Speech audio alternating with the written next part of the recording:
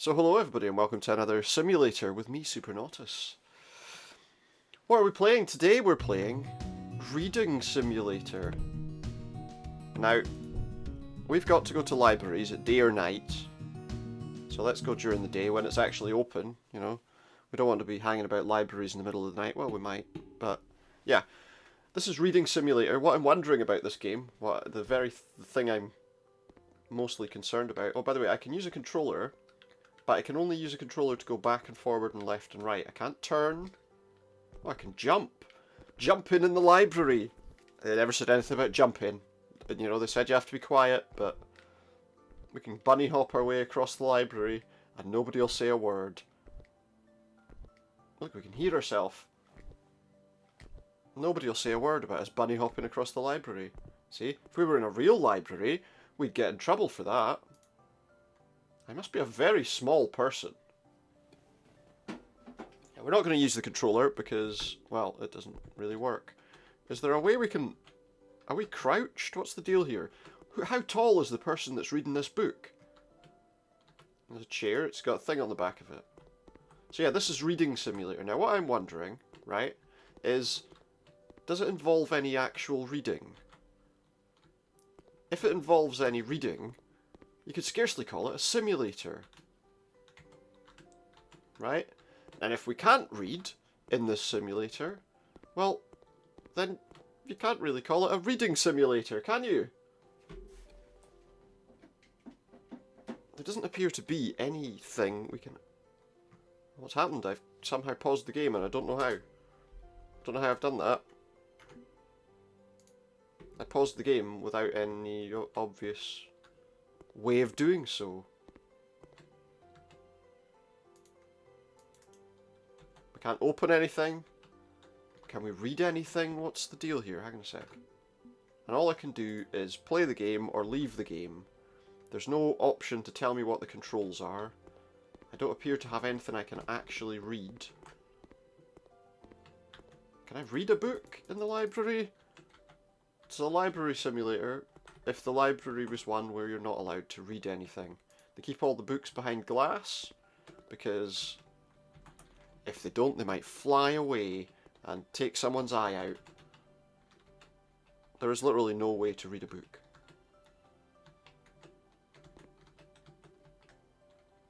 You gotta be careful about these books, man. You gotta be really careful about these books. There's absolutely no way to read a book. Let me just check something. Try with the controller again. That's the jump. And then I didn't want to do that. And then it does that, and then I have to...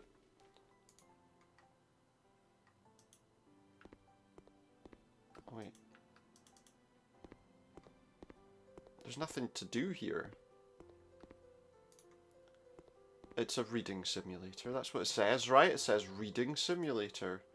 Oh, there we go. We can read. The Republic by Plato, we can read that if we want.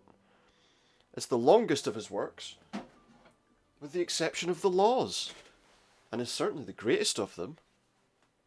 There are nearer approaches to modern metaphysics in the Philebus and the Sophist. The Politicus of Statesmen is more ideal. Now, can I just ask a question? This is supposed to be a reading simulator, but it seems to me it requires me to do an awful lot of reading. Does it have the entirety of Plato's Republic here? Is that the only book we can read? Can we read other books? What book's this? Dracula by Bram Stoker. You can sit and you can read Dracula by Bram Stoker if you want. I think it's a bit long for me to be reading an entire book to you for the entirety of this video. We can read Frankenstein by Mary Shelley. A variety of letters. You will rejoice to hear that no disaster has accompanied the commencement of an enterprise which you've regarded with such evil forebodings. I arrived here yesterday, and my first task is to assure my dear sister of my welfare and increasing confidence in the success of my undertaking. I am already far north of London, and as I walk in the streets of Peterborough, I feel a cold northern breeze play upon my cheeks. You needed to wear some trousers, mate. That would have helped. Which braces my nerves and fills me with delight. Do you understand this feeling, this breeze, which has travelled from the regions towards which I'm advancing, gives me a foretaste of those icy climes. Inspirited by this wind of promise, my daydreams become more fervent and vivid. I try in vain to be persuaded that the pole is the seat of frost and desolation. Good on you. More books. We can read The Picture of Dorian Gray by Oscar Wilde. We can read The Mysterious Affair at Styles by Agatha Christie. What else can we read? Can we read any of these books? No. We can't read that. We can't. Oh, we can. This is The Federalist Papers by Alexander Hamilton, John Jay, and James Madison. That's something you can read here if you want, but I'm not going to right now. A few historic classic books that you can read in this game. You know what you can also do? You can read these, a lot of these older books and older things. A Story of the Cow Country by Clarence E. Mulford. We can read that. Seems interesting, right? You know where else you can read these? You can probably read a lot of these. Essays of Michel de Montaigne. As I say, you can probably read a lot of these for free on the internet. Or you could play this game, and you could read them in this game if you want. This is Hard Times by Charles Dickens, not the promo by Dusty Rhodes. We've got essays by Ralph Waldo Emerson if you like. Everything's here for you to read and enjoy. You can read The Guild Court, a London story by George MacDonald. He's going to the counting house. I can moon jump over the top of there. Are any of these books readable? None of these books are readable. So that's annoying. I can walk on the counters. Look, you can't do that in a real library. So that's one advantage you've got here. You can read while jumping on desks if you want to. Can't do that in a library. Well, I mean, you could, but you'd probably get thrown out, right? Can we not read any of those books?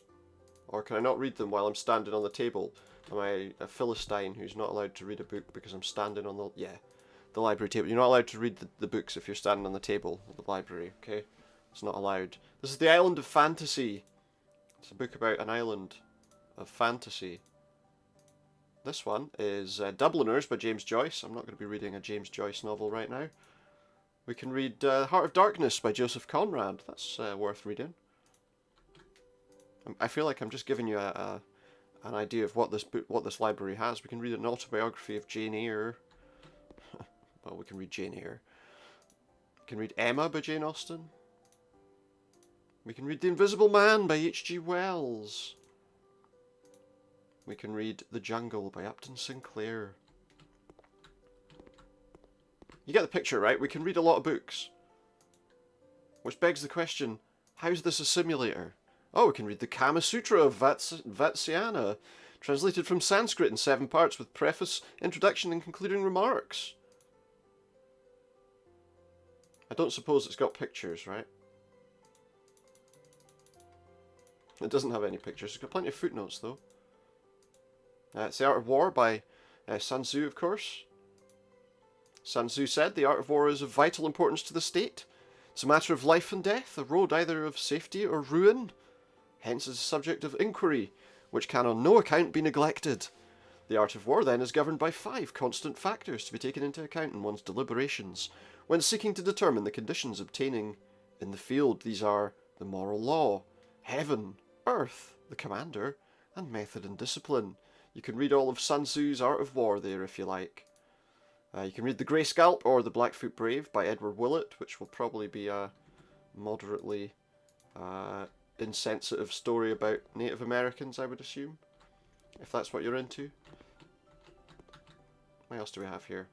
We can read The Count of Monte Cristo by Alexandre Dumas. These are quite long books to be reading. I mean, how long would you be intending to play this game for? I'm sure I can read all of these books quite easily without running this. Sense and Sensibility by Jane Austen. There's an awful lot of Jane Austen here. Metamorphosis by Franz Kafka. Gregor Samsa. One morning when Gregor Samsa woke from troubled dreams, he found himself transformed in his bed into a horrible vermin.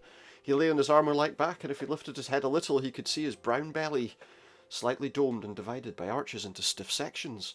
The bedding was hardly able to cover it, and seemed ready to slide off any moment. His many legs, pitifully thin compared with the size of the rest of him, waved about helplessly as he looked.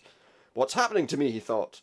It wasn't a dream. His room, A proper human room, although a little too small, lay peacefully between its four familiar walls. A collection of textile samples lay spread out on the table. Samsa was a travelling salesman. And above it there hung a picture that he'd recently cut out of an illustrated magazine and housed in a nice, gilded frame. It showed a lady fitted out with a fur hat and fur boa who sat upright, raising a heavy fur muff that covered the whole of her lower arm towards the viewer. Yes, Gregor Samsa is turned into a cockroach. A story worth reading. A lot of these stories are. We've got The Raven by Poe. That's 19 pages, 20. See, there's a lot of pages to this. We can read the poem. Once upon a midnight dreary, while I pondered weak and weary over many a quaint and curious volume of forgotten lore, while I nodded, nearly napping, suddenly there came a tapping, as of someone gently rapping at my chamber door. "'Tis some visitor," I muttered, tapping at my chamber door, only this and nothing more. Ah, distinctly I remember, it was in the bleak December, and each separate dying ember wrought its ghost upon the floor. Eagerly I wished the morrow, vainly I had sought to borrow from my books surcease of sorrow, sorrow for the lost Lenore, for the rare and radiant maiden whom the angels name Lenore, nameless here for evermore. And the silken, sad, and certain rustling of each purple curtain thrilled me, filled me with fantastic terrors never felt before, so that now, so still the beating of my heart, I stood repeating, "'Tis some visitor entreating entrance at my chamber door, some late visitor entreating entrance at my chamber door, this it is, and nothing more." Presently my soul grew stronger, hesitating then no longer. "Sir," said I, "or madam, truly your forgiveness I implore, but the fact is I was napping, and so gently you came rapping, and so faintly you came tapping at my chamber door, that I scarce was sure I heard you. Here I opened wide the door, darkness there, and nothing more. Deep into that darkness peering, long I stood there, wondering, fearing, doubting, dreaming dreams no mortal ever dared to dream before. Dared? But the silence was unbroken, and the darkness gave no token, and the only word there spoken was the whispered word, Lenore. This I whispered, and an echo murmured back the word Lenore, merely this and nothing more. Back into the chamber turning, all my soul within me burning. Soon again I heard a tapping, somewhat louder than before. "Surely," said I, "surely that is something at my window lattice. Let me see, then, what thereat is, and the mystery explore. Let my heart be still a moment, and this mystery explore. 'Tis the wind, and nothing more." Open here I flung the shutter, when with many a flirt and flutter in there stepped a stately raven of the saintly days of yore. Not the least obeisance made he, not a minute stopped or stayed he, but with mien of lord or lady perched upon my chamber door, perched upon a bust of Pallas just above my chamber door, perched and sat, and nothing more. Then this ebony bird beguiling, I set fancy into smiling, by the grave and stern decorum of the countenance it wore. "Though thy crest be shorn and shaven, thou," I said, "art sure no craven, ghastly, grim, and ancient raven, wandering from the nightly shore. Tell me what thy lordly name is on the night's Plutonian shore." Quoth the raven, "Nevermore." I would read all of it, but you get the picture. It's a bit of Edgar Allan Poe, if you like that. This book is Siddhartha, an Indian Tale by Hermann Hesse. This book is The Two Treatises of Government by John Locke. That is Leviathan by Thomas Hobbes, if you want to read that. That's The Scarlet Letter by Nathaniel Hawthorne. This is The Souls of Black Flock by Dubois. The Life and Adventures of Robinson Crusoe. If you wish to read these books and many more, Huckleberry Finn, Persuasion, The Viking Age Volume 2,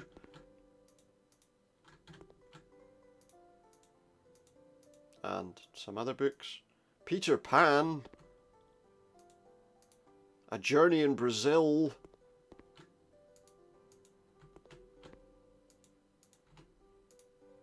On Liberty. I wonder if the books change, because you can go in at night too. Maybe the books are different at night. Anna Karenina. And not much more. Can be read at the simulation of a library, in which I can be as loud as I want. I can jump around. So if you want to go to a library, right now maybe it's a good thing, you can go to a library, and this book is the Old Testament of the King James Version of the Bible, if you want to read that too. But that's it. That's Reading Simulator. It's not really...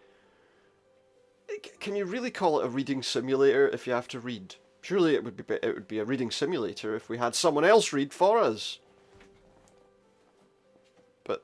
that wouldn't really work, would it?